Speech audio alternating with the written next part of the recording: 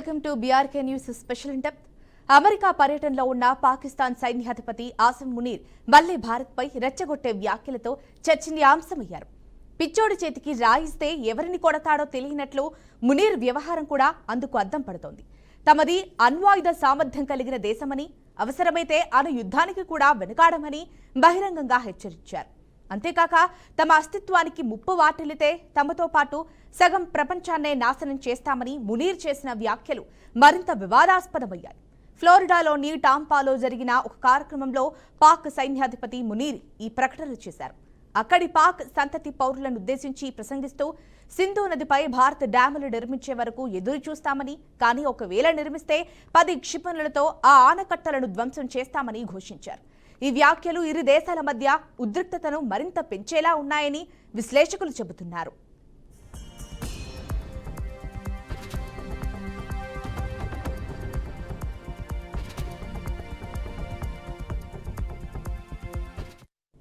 America గడ్డపై మరో దేశంపై అణు బెదిరింపులకు పాల్పడటం ఇదే తొలిసారి కావడం గమనార్హం. ఈ సమావేశంలో పాక్ పౌరులతో పాటు ఇజ్రాయెల్ డిఫెన్స్ ఫోర్సెస్ ప్రతినిధులు కూడా హాజరయ్యారు. భద్రతా కారణాల వల్ల సమావేశ ప్రాంగణంలో ఫోన్లు, డిజిటల్ పరికరాలకు అనుమతి ఇవ్వలేదు. అయితే లోపల జరిగిన చర్చల్లో భారత్, పాక్ మధ్య పెరుగుతున్న ఉద్రిక్తతలు, సరిహద్దు పరిస్థితులు మునీర్ ప్రసంగంలో ప్రధానాంశాలుగా నిలిచాయి. గత 2 నెలల్లో ఇది మునీర్ అమెరికా పర్యటన రెండోసారి కావడం విశేషం. ఇటీవల పహల్గామ్ ఉగ్ర దాడికి ప్రతీకారంగా భారత్ చేపట్టిన ఆపరేషన్ సింధూర్ తర్వాత అమెరికా అధ్యక్షుడు ట్రంప్ ఇచ్చిన విందులో కూడా ఆయన పాల్గొన్నారు. ఆ వేళ ట్రంప్కి నోబెల్ బహుమతి ఇవ్వాలని పాక్ అధికారిక ప్రతిపాదన కూడా చేశారు. దీంతో అమెరికా, పాక్ మధ్య ఉన్న ఆత్మీయ సంబంధాలు మరోసారి బయటపడ్డాయి.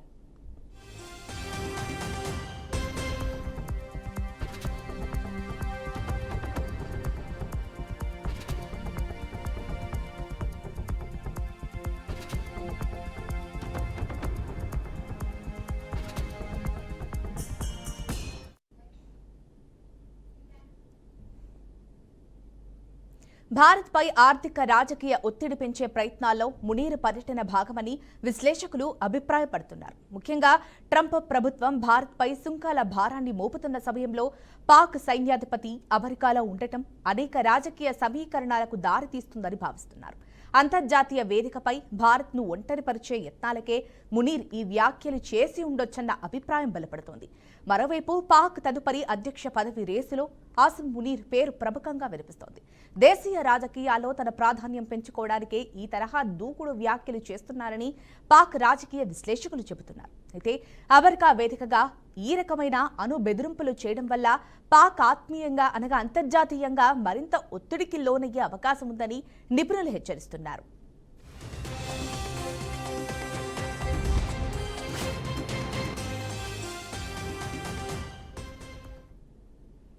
రైట్, ఇక ఇదే అంశానికి సంబంధించి మనతో పాటు విశ్లేషణ చేయడానికి ఉన్నారు అనలిస్ట్ కోటేశ్వరరావు గారు. కోటేశ్వరరావు గారితో మాట్లాడదాం. నమస్తే సార్. నమస్తే సార్, ప్రస్తుతం మరి అమెరికా గడ్డపై ఉండి మరో దేశంపై అణుయుద్ధం బెదిరింపులు చేయడం అంతర్జాతీయ చట్టాల ఉల్లంఘన కాదు అంటారా? అంతర్జాతీయ చట్టాల ఉల్లంఘన లేదా అనేటువంటిది దాని గురించి పెద్దగా చర్చించడానికి ఏమీ లేదు. ఎందుకు అంటే అంతర్జాతీయ చట్టాలను ఉల్లంఘించడంలో అమెరికా మొదటి స్థానంలో ఉంది. అటువంటి అమెరికా అధ్యక్షుడి చంకనెక్కి ఆసిం మునీర్ ఈ విధమైనటువంటి ప్రకటన చేయడం పెద్ద ఆశ్చర్యం కలిగించేటువంటి అంశం కాదు.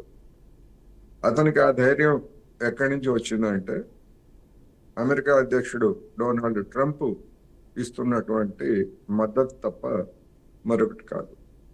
అందువలన పాకిస్తాన్ సర్వసైన్యాధ్యక్షుడిగా, ఫీల్డ్ మార్షల్గా ఉన్నటువంటి మునీర్ రాబోయేటువంటి రోజుల్లో లేదా సమీప భవిష్యత్తులోనే పాకిస్తాన్ అధ్యక్షుడైన ఆశ్చర్యం లేదు. ఎందుకంటే అమెరికాకి పాకిస్తాన్లో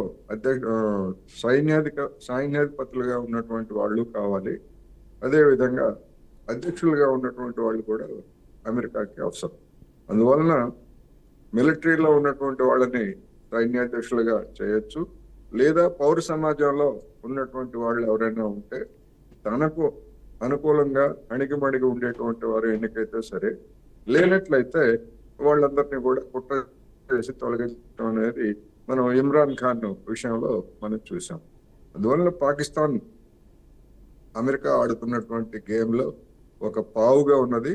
మన దేశానికి వ్యతిరేకంగా చేయాల్సినటువంటి కుట్రలన్నీ చేస్తూ ఉంది. పాకిస్తాన్ ఒక పావు మాత్రమే. ఆడించేది అమెరికా, ఆడేది అమెరికా అనేది పాకిస్తాన్ అనేది మనం అర్థం చేసుకోవాలి. Right sir. మరి ఇప్పుడు అమెరికాలో ఏదైతే ఈ సమావేశం జరిగిందో ఇక్కడ ఏంటి అనంటే పాక్ సైన్యాధిపతి ఒక వ్యాఖ్యలు చేశారు.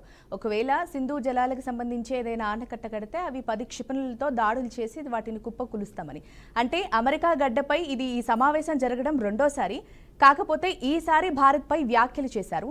మరి అమెరికాకి పాక్కి ఏమైనా సత్సంబంధాలు ఉన్నాయి అనుకోవచ్చా సార్? ఖచ్చితంగా ఉన్నాయి. ఎందుకంటే ఆపరేషన్ సింధూరు సందర్భంగా డొనాల్డ్ ట్రంప్ చేసినటువంటి వ్యాఖ్యలు, పాకిస్తాన్ మీద మీరు దాడులను ఆపేయండి, లేకపోతే మీ మీద వాణిజ్య యుద్ధాన్ని ఆయుధంగా చేసుకొని మీ సంగతి తేలుస్తానని చెప్పేసి భారత్ని బెదిరించాను. అందుకనే భారత్ ఆపరేషన్ సింధూర్ ఆపివేసింది అని చెప్పేసి స్వయంగా ట్రంపే చెప్పాడు.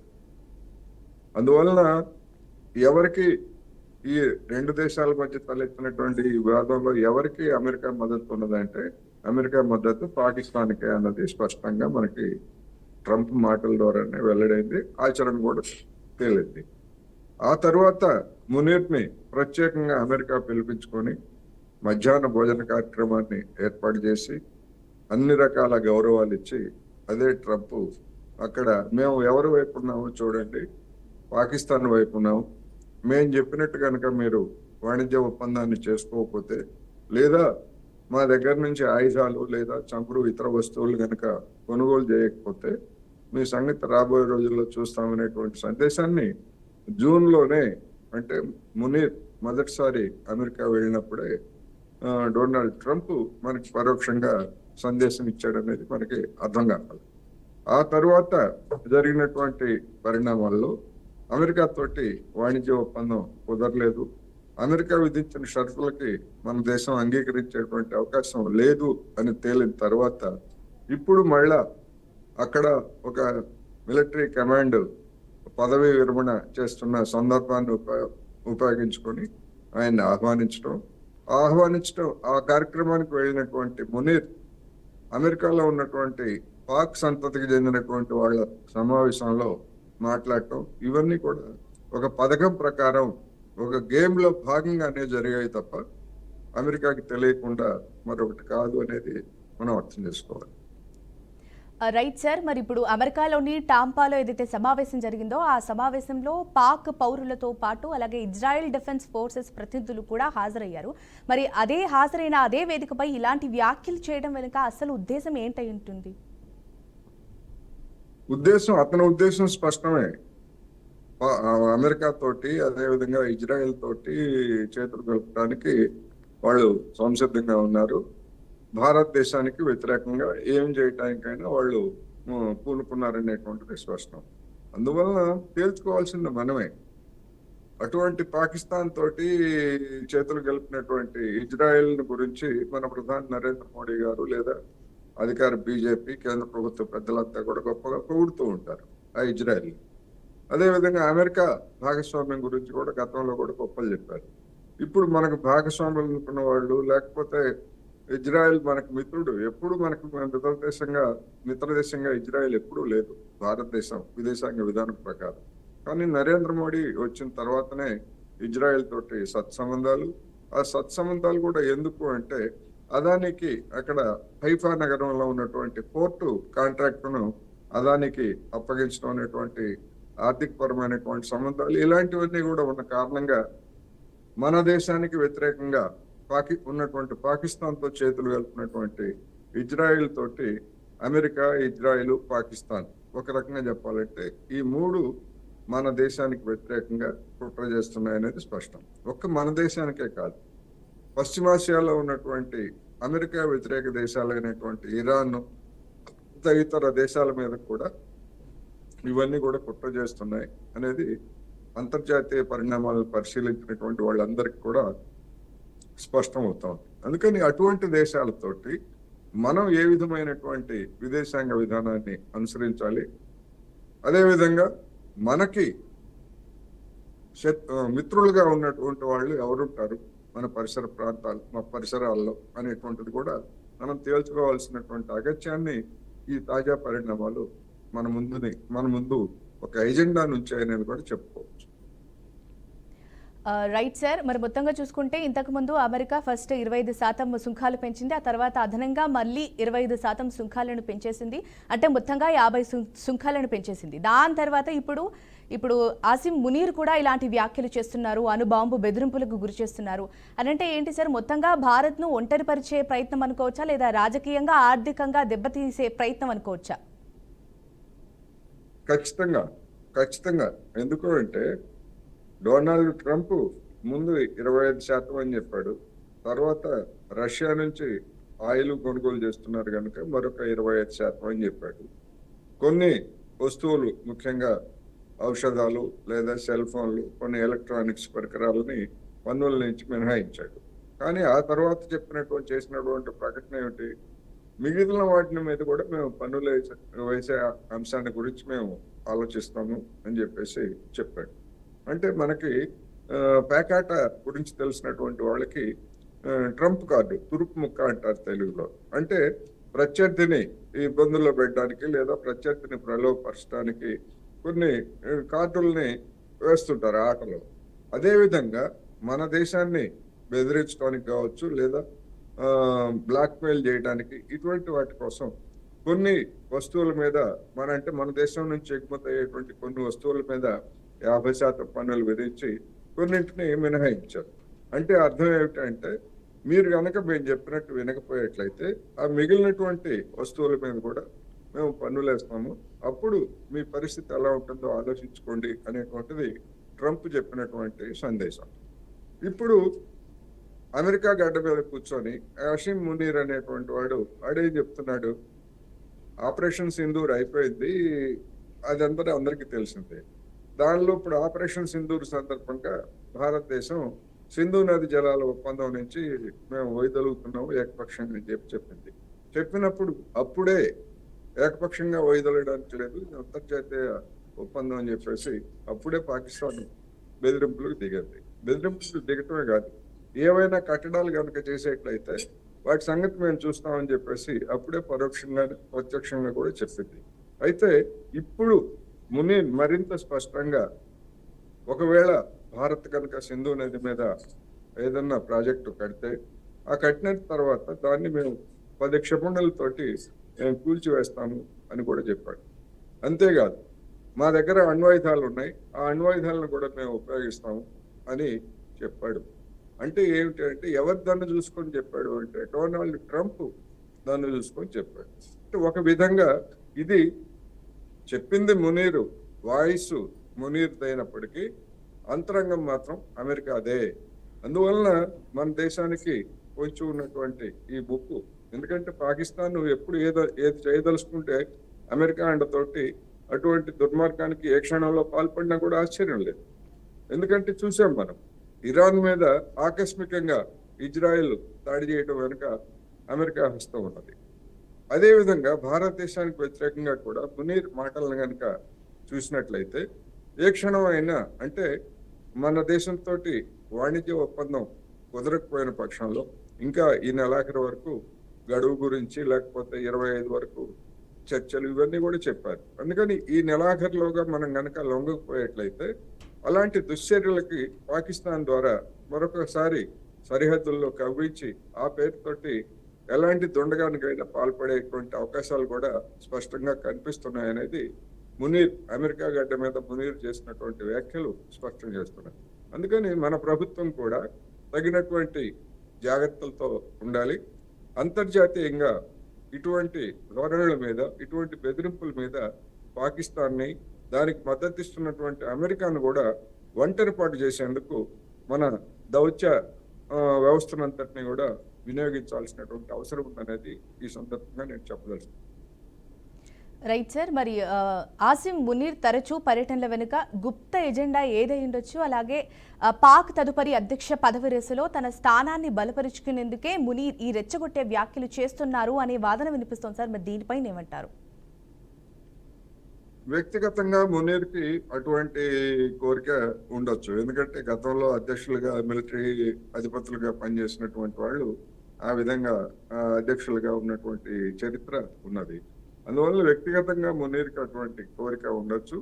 రెండోది, మునీరు వంటి విశ్వాసపాత్రుడైనటువంటి నాయకుడిని అధ్యక్షుడిగా ఉంచితే తమ ప్రయోజనాలకు అనుగుణంగా ఉంటుందని అమెరికా కూడా భావించి ఉండొచ్చు. అటువంటి శక్తుల్ని పాకిస్తాన్లో ఆ గద్దె మీద కూర్చోబెట్టడం ద్వారా భారతదేశాన్ని నిరంతరం ఏదో ఒక రూపంలో బెదిరిస్తూ గతంలో గడిచినటువంటి కొన్ని దశాబ్దాల పాటు అమెరికా చేసినటువంటి ఆడినటువంటి నాటకం అది. అందువల్ల రాబోయేటువంటి రోజుల్లో కూడా అలాంటి నాటకానికి మరొకసారి తెరదీయడానికి అమెరికా పూనుకున్నట్లు స్పష్టంగా కనిపిస్తూ ఉంది.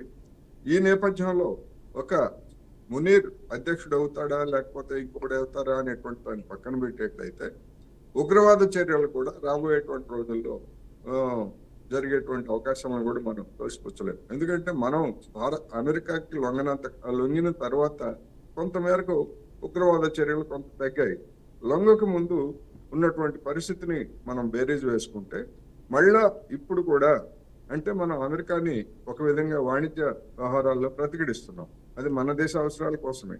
అయినా దాన్ని అమెరికా సహించేటువంటి స్థితి కనిపించడం లేదు కనుక మళ్ళా పంజాబ్లో కానీ లేకపోతే జమ్మూ కాశ్మీర్లో కానీ ఉగ్రవాదుల్ని ప్రవేశపెట్టి లేదా అక్కడ ఉన్నటువంటి స్థానికుల్ని ఉగ్రవాదానికి లోన్ చేసి దుశ్చర్యలకు పూనుకునేట్టు చేసినా కానీ ఆశ్చర్యం లేదు. అందుకని భారత ప్రభుత్వం అప్రమత్తం కావాల్సినటువంటి అవసరం ఉన్నదనేది మరొకసారి మునీర్ హెచ్చరికలు, బెదిరింపుల ద్వారా మనకి అర్థమవుతాం. Right sir. మొత్తంగా అసలు మునీర్ ఏవైతే బెదిరింపులకు పాల్పడుతున్నారో, ఎలాంటి వ్యాఖ్యలు అయితే చేస్తున్నారో దానివల్ల పాక్ పై అంతర్జాతీయ ఆంక్షలు విధించే అవకాశం ఏమైనా ఉందా? అంటే భారత ప్రతిబంధన ఏదైనా ఉండబోతుందంటారా రాబోయే రోజుల్లో?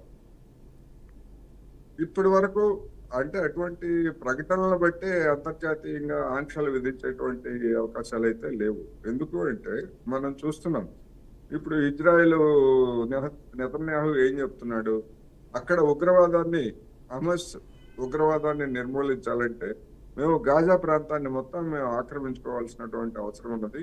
ఉగ్రవాదాన్ని నిర్మూలించేందుకు మాత్రమే మేము గాజాని మా స్వాధీనంలో చేసుకోవాలనుకుంటున్నామని చెప్తున్నాడు. మరి అటువంటి దాన్ని రేపు భద్రతా మండలిలో తీర్మానం చేసి ఇటువంటి చర్యలకు పాల్పడేట్లయితే ఇజ్రాయెల్ని ఖండించాలి, లేదా ఇజ్రాయెల్ మీద అవసరమైతే సాయుధ దాడులతోటి ఐక్యరాజ్య సమితి తరఫునే జోక్యం చేసుకొని నిలువరించాలి అనేటువంటి తీర్మానాన్ని కనుక ఎవరైనా పెట్టేట్లయితే దాన్ని వెంటనే వీటో చేయడానికి అమెరికా సిద్ధంగా ఉంది. అందువలన అటువంటి అంతటి దుర్మార్గాన్ని ఆపడానికే అమెరికా వీటో అనేక సార్లు గడిచినటువంటి 20 నెలల్లో వీటో చేసింది. అటువంటి పరిస్థితుల్లో పాకిస్తాన్ చేసినటువంటి ఇలాంటి వ్యాఖ్యల కారణంగానే దాని మీద చర్యలు తీసుకోవడానికి అదే అమెరికా రేపు భద్రతా మండలిలో ఏ దేశమైనా తీర్మానం పెట్టేట్లయితే అది వీటో చేస్తుంది తప్ప దాన్ని సహకరించేటువంటి అవకాశం లేదు. అందువలన ఇతరతర దౌత్య పద్ధతుల ద్వారా మన దేశం పాకిస్తాన్ని, అదేవిధంగా దాని వెనకాల ఉండి ప్రోత్సహిస్తున్నటువంటి అమెరికాను కూడా మనం ఒంటరిపాటు చేయాలి, దాని మీద కూడా ఒత్తిడి తేవాలనేది మనం ఈ సందర్భంగా చెప్పుకోవచ్చు. Right sir. మునీర్కి సంబంధించిన వ్యాఖ్యలు ఏవైతే ఉన్నాయో దానికి సంబంధించి చక్కటి విశ్లేషణ అందించారు కోటేశ్వరరావు గారు. ధన్యవాదాలండి. చూశారు కదా, మొత్తంగా మునీర్ ఏవైతే వ్యాఖ్యలు చేశారో, బెదిరింపులకు పాల్పడ్డారో దానికి సంబంధించి కోటేశ్వరరావు కూడా చక్కటి విశ్లేషణ అందించారు. ఇక మరి తదుపరి రోజుల్లో అంటే రాబోయే రోజుల్లో భారత్ ఏ విధంగా స్పందిస్తుందో వేచి చూద్దాం. ఇది వాటి స్పెషల్ ఇన్ డెప్త్. చూస్తూనే ఉండండి BRK న్యూస్, తెలుగు సత్తా.